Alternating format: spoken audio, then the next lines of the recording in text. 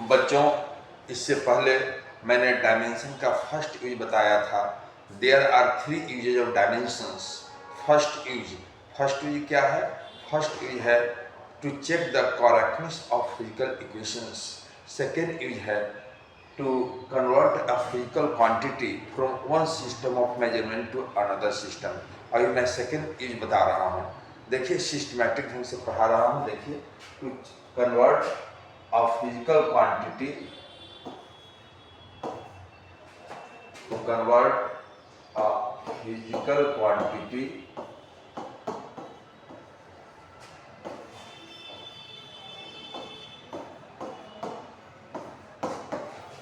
from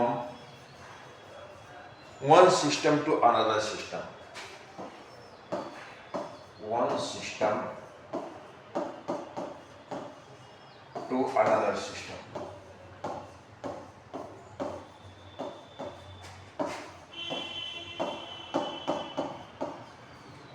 इसके लिए formula याद रखना है।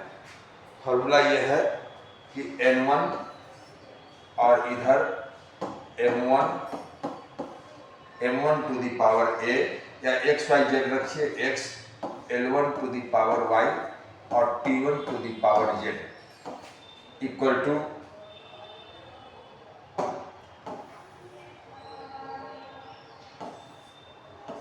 n2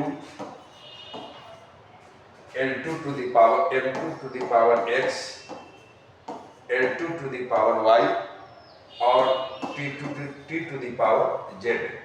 x, y और z वेरिएबल्स है, ऐसे रखिए। अगर हमको n2 निकालना है बच्चों, तो हम इसको लिख लेंगे n2 इक्वल टू n1 और इधर लिख लेंगे m1 to the power x, l1 to the power y और t1 to the power z by m2 to the power x, m2 to the power x, l2 to the power y और t2 to the power z। ये हम लोग लिख लेंगे। इस पर हम लोग क्या करेंगे, इस पर फिर आगे बढ़ेंगे तो ये हो जाएगा n2 equal to n1 m1 by m2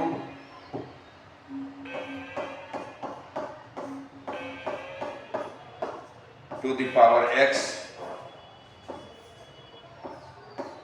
l1 by l2 to the power y और t1 by t2 to the power z।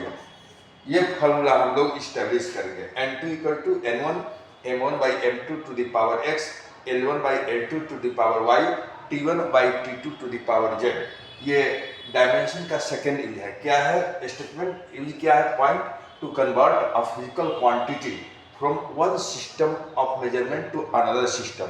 किसी भी फिजिकल क्वांटिटी को डायमेंशन की सहायता से एक सिस्टम से दूसरे सिस्टम में बदलना, ये सेकेंड एप्लीकेशन ऑफ डायमेंशंस है या यूज ऑफ डायमेंशंस है। इसके लिए हम एक ये फॉर्मूला निकाल लेंगे। अब हम एग्जाम्पल पर आते हैं। मान लो कि क्वेश्चन है, जहाँ फॉर एग्जाम्पल लिख लो, फॉर एग्जाम्पल कन्वर्ट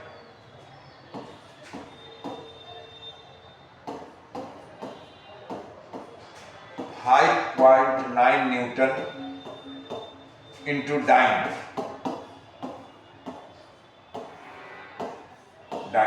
यानी एसआई सिस्टम को एसआई सिस्टम से सीजे सिस्टम में बदल देना है। तो इसके लिए वही फॉर्मूला इस्तेमाल करेंगे।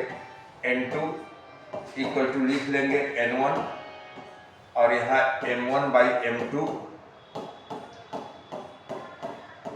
To the power x, l1 by l2 to the power y और t1 by t2 to the power z। ये मैंने लिख दिया। अब इसे लिखने के बाद देखिए n1 क्या है, पहले n1 लिख लीजिए। n1 इक्वल टू 5.9 है और n2 नहीं मालूम है, n2 इक्वल टू वाट और उसका और क्या क्या दिया हुआ है, x, y और z हमको पता करना है। तो ये जो न्यूटन है ये किसका यूनिट है? ये फोर्स का यूनिट है। और फोर्स का डायमेंशन क्या होता है? फोर्स का डायमेंशन होता है mL/2 हम कंपेयर करेंगे तो हमको x = 1 आ जाएगा, y = 1 आ जाएगा और z = -2 आ जाएगा। ये x, y और z का वैल्यू हम इस इक्वेशन में बैठाएंगे तो हमारा क्वेश्चन सोल्व हो जाएगा। देखिए हम बैठा रहे हैं, n2 = n1 का ही बैठा ही देता हूँ 5.9, ये बैठाऊंगा, ये m1 और m2 है। अब इसका मैं यूनिट बैठाता हूँ, मास का यूनिट SI सिस्टम में kg होता है, तो मैं यहाँ kg लिख दूंगा, और ये m2 CJ सिस्टम है तो इसमें मैं ग्राम लिख दूंगा, और मैं इसमें स्मॉल ब्रैकेट का इस्तेमाल कर लेता हूँ। अब मैं स्मॉल ब्रैकेट का इस्तेमाल करता हूँ, इसका पावर x, तो x कितना है 1, और यहाँ L1 क्या है, लेंथ है, तो लेंथ का यूनिट SI सिस्टम में क्या होता है, मीटर होता है, और CJ सिस्टम में सेंटीमीटर होता है। इसका पावर भी 1 हो गया, और टाइम का यूनिट दोनों में तो सेकंड ही होता है, तो मैं सेकंड/सेकंड लिख दूंगा, और इसका पावर कितना है भाई, इसका z -2 है, मैंने लिख दिया, ये कैंसिल भी हो गया। अब क्या हो गया भाई, ये देखो L2 = 5.9, अब इसको मैं चेंज कर दूंगा 1 kg 1000 ग्राम हो गया बाई 1 ग्राम, और इधर देखिए 1 मीटर 100 सेंटीमीटर हो गया बाई 1 सेंटीमीटर, और ये तो कैंसिल हो गया, खत्म हो गया, सेंटीमीटर से सेंटीमीटर कट गया, ग्राम से ग्राम कट गया, तो हमको क्या आ गया, देखिए हमको आ गया n2 = 5.9 × 10⁻1000 × 100, यानी आ गया 5.9 आ गया इंटू 10⁻5 आ गया, डाइन, ये आ गया n2 का वैल्यू आ गया। तो हम लोग लास्ट में क्या लिखेंगे, देयरफॉर हम लोग लिखेंगे बच्चों कि 5.9 न्यूटन = 5.9 × 10⁵ डाइन। तो ये सेकेंड यूज ऑफ डायमेंशन का एग्जाम्पल है कि किसी भी फिजिकल क्वांटिटी को एक सिस्टम से दूसरे सिस्टम में बदलना। ठीक है, एक एग्जाम्पल और मैं बताता हूँ, जैसे कन्वर्ट, सेकेंड एग्जाम्पल,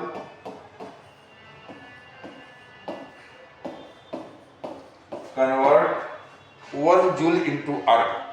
जूल क्या है, कन्वर्ट 1 जूल इंटू अर्ग।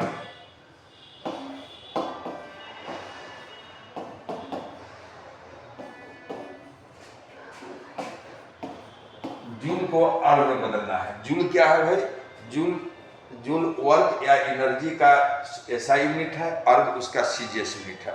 बस वही फॉर्मूला बैठाएंगे, हम वर्क का डायमेंशन लिखेंगे। वर्क का डायमेंशन कितना होता है, वर्क का डायमेंशन होता है mL² T⁻²। तो यहाँ x = क्या हो जाएगा बच्चों, x = 1, y = 2 और z = -2 हो जाएगा। हमको कन्वर्ट करना है 1 जूल को, तो हमको N1 = 1 दिया हुआ है, N2 निकालना है, तो N2 = 1, ये सब पहले लिख लेंगे। अब उसका तब करेंगे कि देयरफॉर N2 = N1 और ब्रैकेट में m1/m2 to the power x, L1/L2 to the power y और T1/T2, इसका पावर क्या लिखेंगे, z। इस फार्मूला का इस्तेमाल करेंगे और इसमें सबका वैल्यू बैठा देंगे। हम क्या किसका वैल्यू बैठाने जा रहे हैं बच्चों, देखिए N2 = N1 का वैल्यू 1 है, और इसको स्मॉल ब्रैकेट में बंद कर देंगे, और मास है तो मास का 1 kg लिखेंगे, 1 नीचे 1 ग्राम लिखेंगे, और इसका x का पावर कितना है, 1 है, x का वैल्यू 1 है, और यहाँ 1 मीटर लिखेंगे, नीचे 1 सेंटीमीटर लिखेंगे, y का वैल्यू 2 है, वैल्यू तो 2 लिखेंगे, और ये तो सेकंड/सेकंड भी है, इसका z का वैल्यू -2, इस सेकंड से सेकंड कट गया। अब उसके आगे हम क्या करेंगे, उसके आगे फिर लिखेंगे इम्प्लाई दैट N2 = इसको कन्वर्ट करेंगे, ये हो गया 1000 ग्राम, किलोग्राम को मैंने ग्राम में बदला, फिर 1 ग्राम यहाँ है, और यहाँ 100 मीटर को मैं सेंटीमीटर में बदल रहा हूँ। 1 मीटर को 100 सेंटीमीटर हो गया, और ये 1 सेंटीमीटर हो गया। इसका पावर 2 हो गया। अब सेंटीमीटर से सेंटीमीटर कैंसिल, ग्राम से ग्राम कैंसिल, पावर 2 है, तो ये क्या हो जाएगा, ये देखिए, therefore N2 equal to 1000 into 100 into 100, यानी कितना जीरो है, 3, 5 और 3 दो 5 और 7, 7 जीरो हैं। ठीक है, ये क्या हो गया, इम्प्लाई दैट N2 का वैल्यू आ गया 10 टू द पावर 7, ये आ गया। इसका मतलब क्या हुआ, इसका मतलब हो गया therefore 1 joule equal to 10 to the power 7 आ गया। ये डायमेंशन का सेकेंड यूज है। डायमेंशन के इस यूज के, डायमेंशन का जो यह सेकेंड यूज है, इसके द्वारा हम किसी भी फिजिकल क्वांटिटी को एक सिस्टम से दूसरे सिस्टम में बदल सकते हैं। तो जो नॉन सिस्टम है, जो दिया हुआ सीजीएस सिस्टम है, एफपीएस सिस्टम है, एसआई सिस्टम है, एमकेएस सिस्टम है, इसके अलावा क्वेश्चन में अगर कोई नया सिस्टम, कोई न्यू सिस्टम अगर डिस्क्राइब किया जाता है तो हम उसमें भी चेंज कर सकते हैं। यह बहुत बड़ा यूज है। जेई और नीट दोनों में क्वेश्चन आता है, और जेई का जो एग्जाम होने वाला है, जेई के बच्चे तो जरूर यूज देखें इसका। थर्ड यूज भी देखें, मैं थर्ड यूज भी बता रहा हूँ इसी में। ठीक है, थर्ड यूज है, third use of dimension to establish the relation between 2 और मोर देन 2 फिजिकल क्वांटिटीज। 2 या 2 से अधिक फिजिकल क्वांटिटीज के बीच रिलेशन एस्टैब्लिश करना। अगर यह दिया हुआ है कि एक फिजिकल क्वांटिटी फलाना फलाना फिजिकल क्वांटिटी पर डिपेंड करता है, तो देखिए इसका स्टेटमेंट होगा, to establish the relation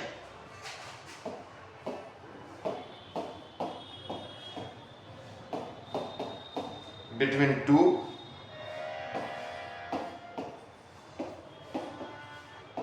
or more physical quantities.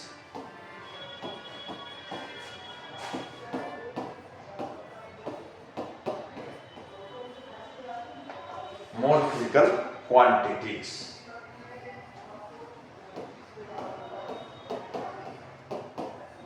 Language लिख सकते हैं, with the help of dimension, with the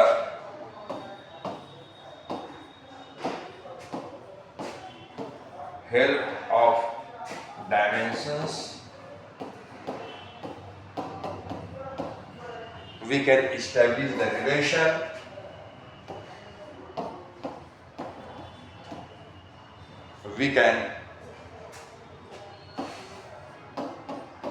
establish the relation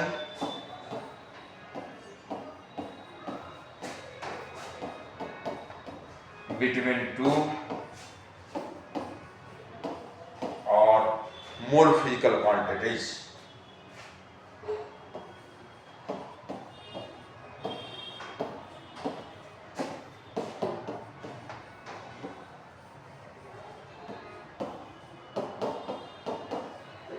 ये लिखेंगे फॉर एग्जाम्पल। इसका एग्जाम्पल क्या होगा, देखिए, मान लीजिए कि हमको दिया हुआ है, for example,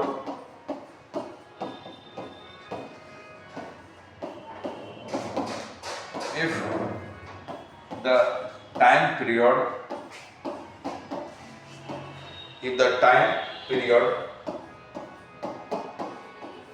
of a simple pendulum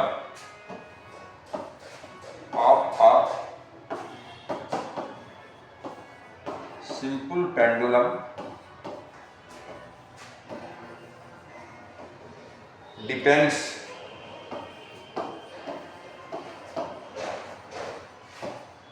upon the length of the pendulum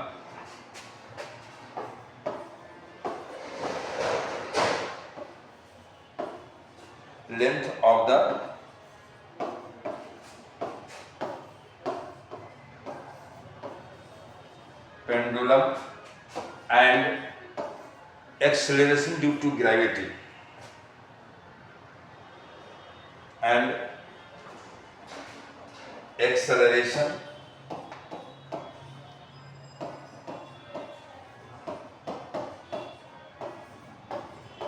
due to gravity.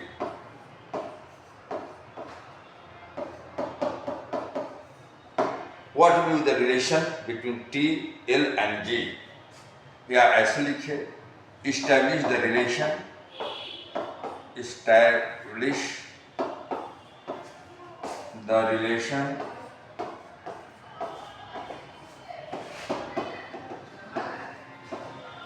between T, L and G. ये डायमेंशन के जो थर्ड है इसका एग्जाम्पल है। देखिए मैं रिलेशन इस्टेब्लिश करता हूँ। देखिए कैसे मैं करता हूँ। मैं लिखूंगा कि let T proportional to L to the power x G to the power y। मैंने इसको लिख दिया। अब मैं लिखूंगा आगे imply that T equal to K L to the power x G to the power y। इसको मैं इक्वेशन 1 मान लूंगा। लिख लूंगा where K is dimensionless constant. K is dimensionless constant. अब मैं क्या करूंगा, अब मैं डायमेंशन ऑफ LHS लिखूंगा। Therefore dimension of LHS equal to T, इसको मैं लिख दूंगा m to the power 0 L to the power 0 और T। इक्वेशन 2 मान लूंगा।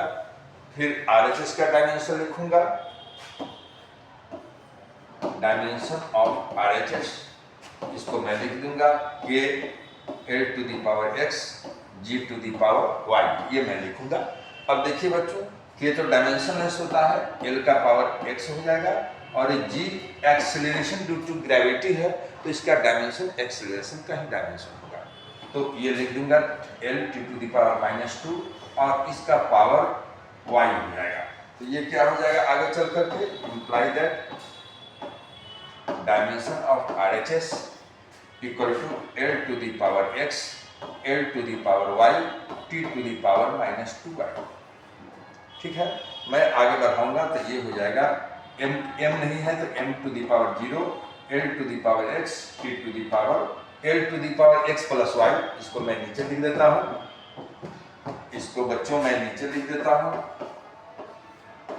Dimension of RHS equal to L to the power क्या हो जाएगा x प्लस y और T to the power -2y।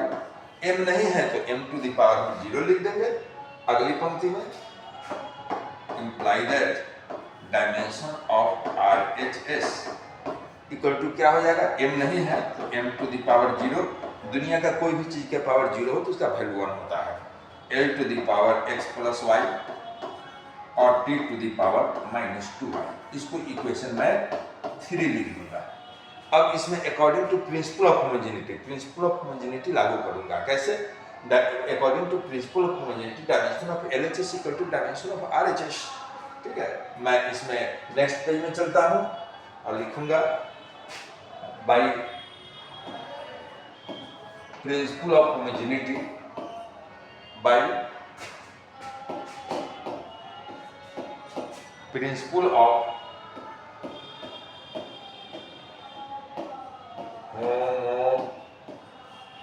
Homogeneity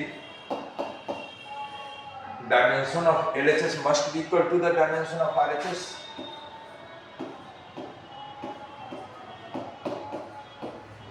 Equal to dimension of RHS।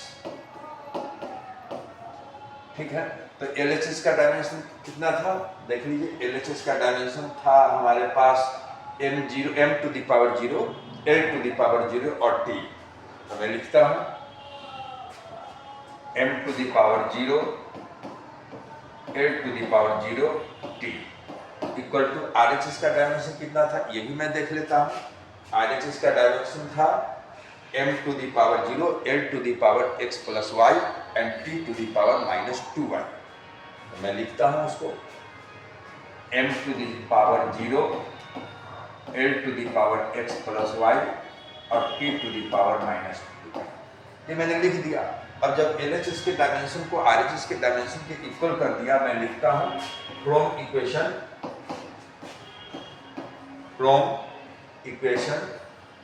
2 and 3। Equation 2 और 3 से LHS और RHS का डायमेंशन मैंने बैठाया। अब equating the powers of m, l and t,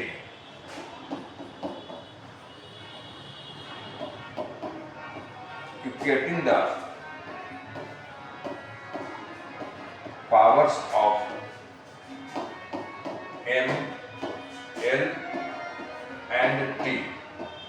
m, l और t के पावर के इक्वल करेंगे तो क्या हो जाएगा, ये तो जीरो ही है।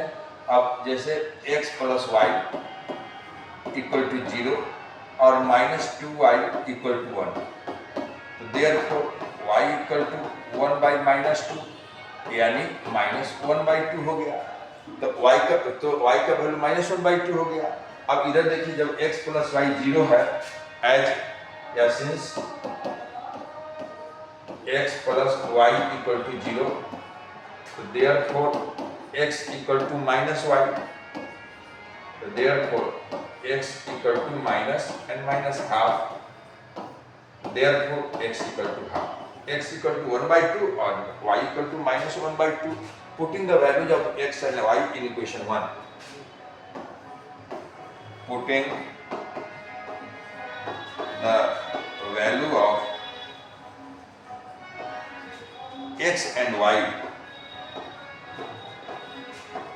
in equation 1,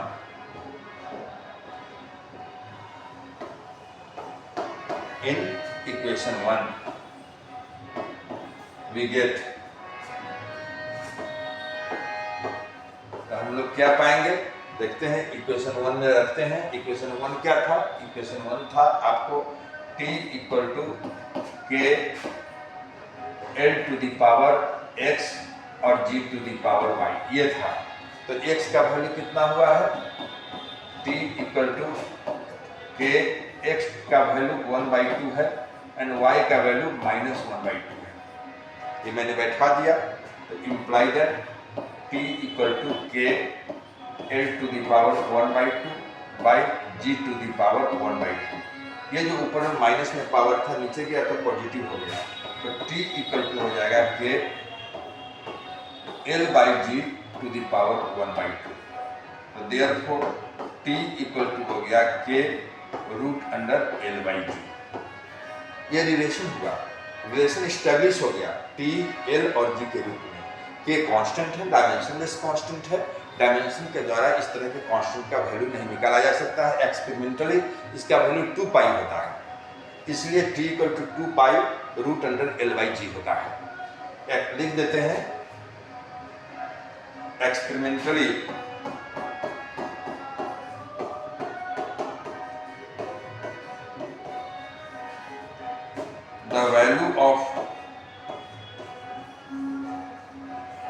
the value of k is found to be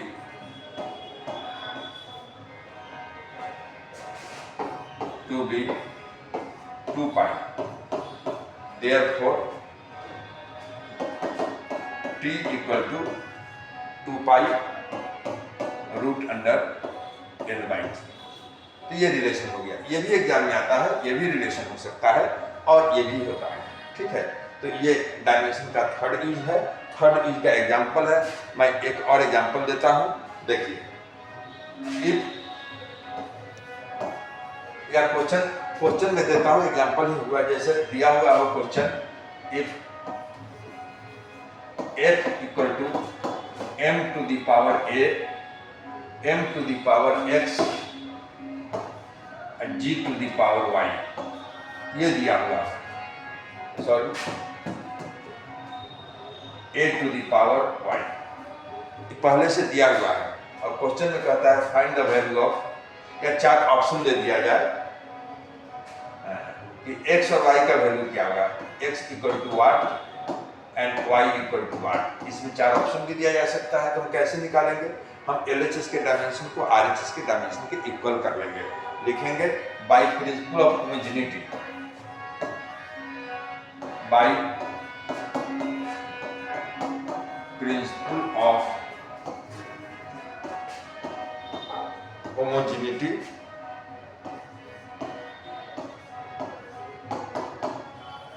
dimension of LHS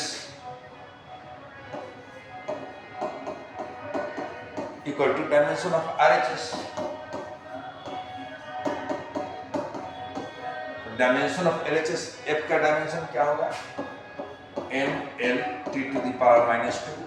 RHS का डायमेंशन क्या हो गया, m to the power x, और इधर हो जाएगा l t to the power -2 और इसका पावर y हो जाएगा। तो imply that m l t to the power -2 equal to m to the power x l to the power y t to the power -2। ये हो गया equating the powers of m l and t we get